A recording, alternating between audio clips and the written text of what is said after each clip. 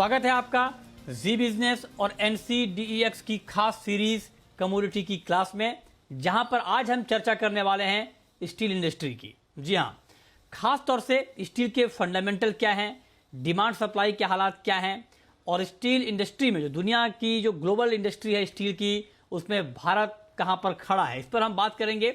और साथ ही आपको बताएंगे कि चूंकि एक ग्लोबल कमोडिटी होने के नाते यहां पर क्या संभावनाएं हैं, क्या चुनौतियां हैं, क्या रिस्क हैं, और इस रिस्क को कम करने में, इस ट्रेड को बेहतर बनाने में कमोडिटी एक्सचेंज NCDEX की क्या बड़ी भूमिका हो सकती है, इस पर आज हम चर्चा करेंगे। उससे पहले देखिए यह खास रिपोर्ट। स्टील इंडस्ट्री पूरी दुनिया में चल रहे विकास कार्यों का आधार है। इकोनॉमी के डेवलपमेंट में इस इंडस्ट्री का महत्वपूर्ण योगदान है। स्टील इंडस्ट्री की ग्रोथ से किसी भी इकोनॉमी की ग्रोथ का अंदाजा लगाया जा सकता है। उद्योगों के लिए स्टील एक बेहद अहम इनपुट होता है, जो अर्थव्यवस्था के कामकाज के लिए जरूरी वस्तुओं का उत्पादन करता है, जिनमें कई उपकरण और जटिल कारखाने, मशीनरी, ऑटोमोबाइल, ट्रेन और विमान शामिल है। यही नहीं, रोजमर्रा के जीवन में व्यक्तियों द्वारा इस्तेमाल की जाने वाली अनगिनत वस्तुएं, कटलरी से लेकर कारों तक में स्टील का इस्तेमाल होता है। स्टील का उपयोग घरों और इमारतों, पुलों और ट्रांसमीटर्स के निर्माण में भी किया जाता है। यानी इंफ्रास्ट्रक्चर डेवलपमेंट में स्टील का योगदान सबसे ज्यादा है। बात अगर स्टील उत्पादन की जाए तो चीन सबसे बड़ा कंज्यूमर होने के साथ सबसे बड़ा उत्पादक भी है। पूरी दुनिया के कुल स्टील उत्पादन में अकेले चीन की भागीदारी 53% से ज्यादा है। हालांकि भारत दूसरे नंबर पर है, लेकिन चीन का उत्पादन भारत से 9 गुना से भी ज्यादा है। स्टील एक्सपोर्ट में भी चीन अव्वल है। चीन के उत्पादन और कारोबारी क्षमता की वजह से वहां से आने वाली हर खबर का स्टील इंडस्ट्री पर बड़ा असर पड़ता है। वही अमेरिका दुनिया का सबसे बड़ा स्टील इंपोर्टर है। गौरतलब है कि स्टील एक ग्लोबल कमोडिटी है। ऐसे में इस कारोबार से जुड़े लोगों के लिए कीमतों में उतार चढ़ाव का जोखिम काफी ज्यादा होता है। हालांकि NCDEX पर मौजूद स्टील लॉन्ग फ्यूचर्स कॉन्ट्रैक्ट के जरिए जोखिम को कम किया जा सकता है। NCDEX पर मौजूद स्टील लॉन्ग फ्यूचर्स पारदर्शी होने के साथ प्राइस डिस्कवरी के लिहाज से भी काफी बेहतर है। मजबूत डिलीवरी सिस्टम के साथ पूरे वैल्यू चेन के लिए कॉन्ट्रैक्ट बेहद फायदे का सौदा है। इस हेजिंग टूल्स के जरिए कम लागत में कारोबारी अपने मार्जिन को बनाए रख सकते हैं।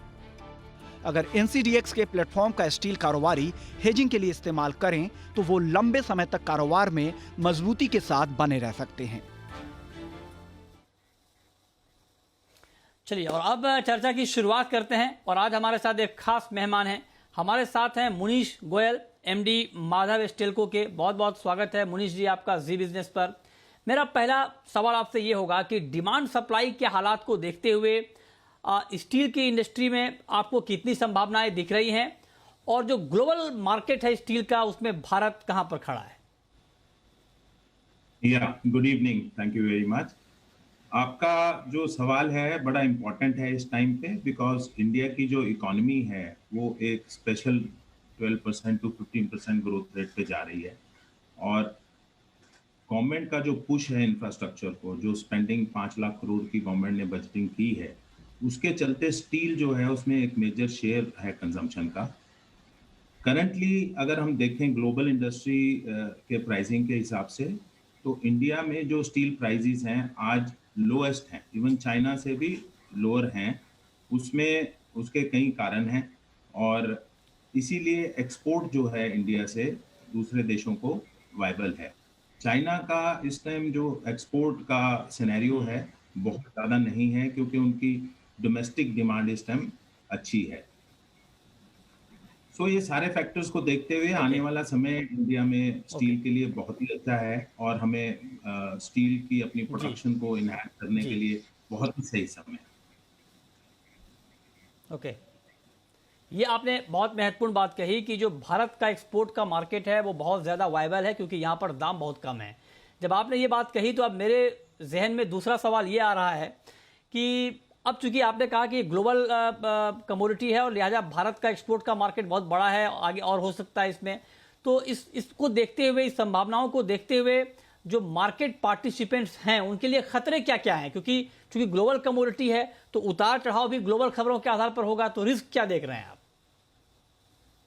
अगर हम इमीडिएट करंट सिनेरियो की बात करें तो जो प्राइस वेरिएशन है, अगर हम यूएस और यूरोप के स्टील प्राइसेस की आज बात करें या चाइना की या इंडिया की बात करें, उसमें बहुत बड़ा डिफरेंशियल है।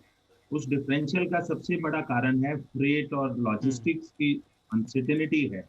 वो पहले ही बहुत ज़्यादा थी और सुएज में जो शिप्स हो गया था, उसकी वजह से ये अनसर्टेनिटी और बढ़ गई है।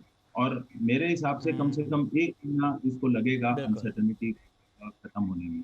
उसके चलते इंपोर्ट और एक्सपोर्ट राइट। दोनों में वेरिएशन बहुत है। ओके।